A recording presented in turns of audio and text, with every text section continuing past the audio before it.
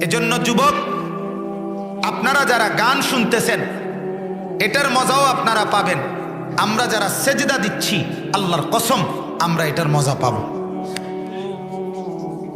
তুমি নর্তকী দেখে মজা পাচ্ছ, আমি সেজদা দিয়ে মজা পাচ্ছি। দুই মজারই বিনিময় আখিরাতে ফয়সালা। তোমার বিনিময় আসবে, আমার বিনিময় আসবে, ফলাফল দুইজনেরই ঘোষণা, দুইজনেরই ঘোষণা। কেউ বিবি নিয়ে, হালাল স্ত্রী নিয়ে তৃপ্ত, কেউ হারাম মহিলা নিয়ে তৃপ্ত। আল্লাহ বলে চলো অচিরেই দুইজনকেই বিনিময় দেওয়া।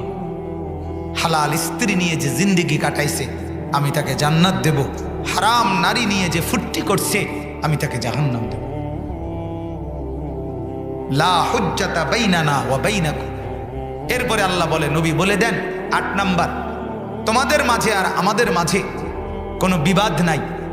তোমাদেরকে পরিষ্কার বলে দিলাম, আমরাও পরিষ্কার শুনে নিলাম আল্লাহর বিধান। অতএব কোনো ঝগড়া নাই।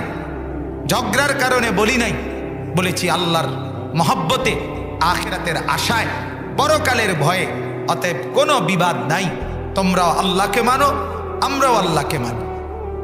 ৯ নাম্বার, আল্লাহ তাআলা বলেন, নবী বলে দেন, আল্লাহু ইয়াজমাউ বাইনানা।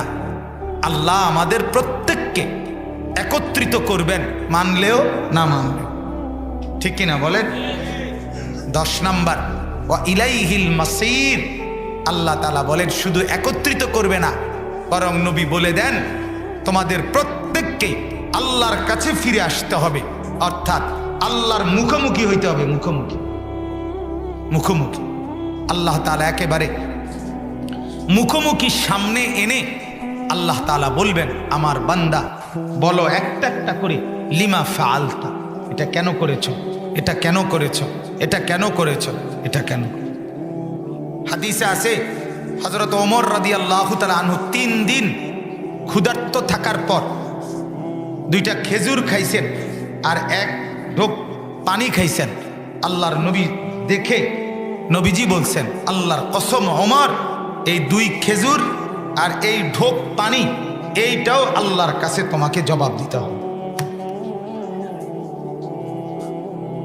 জবাব দিতে হবে, মুখোমুখি হইতে হবে, মুখোমুখি। অতএব আল্লাহর দেওয়া এই জমিনের প্রতি ইঞ্চি যা ভোগ করছেন, প্রত্যেক সেকেন্ড আল্লাহর কাছে হিসাব দিতে, সরাসরি আল্লাহর কাছে সামনে এনে মুখোমুখি।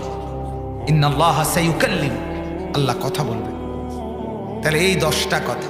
১ নাম্বার, আল্লাহর পথে দাওয়াত।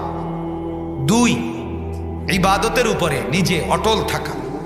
3, মানুষের খেয়াল খুশি মতো খামখেয়ালি যা করে মানুষ তা অনুসরণ না করা।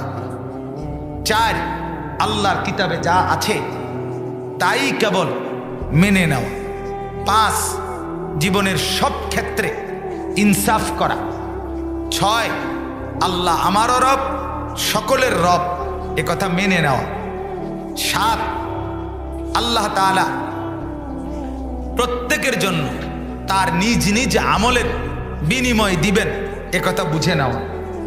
8, আমার মাঝে, সবার মাঝে কারোর সাথে দুশ্মনী নাই, সবাই আল্লাহর কথাই বললা, আল্লাহর জন্যই ফিরে যাওয়া। 9, আমাদের প্রত্যেককে আল্লাহ একত্রিত করবেন। 10, আমাদের সকলকে পুরা জিন্দেগি নিয়ে আল্লাহর সামনে যেতে হবে। আল্লাহ তাআলা আমাদেরকে বুঝা মানা সহজ করে দেন। বলেন আমিন।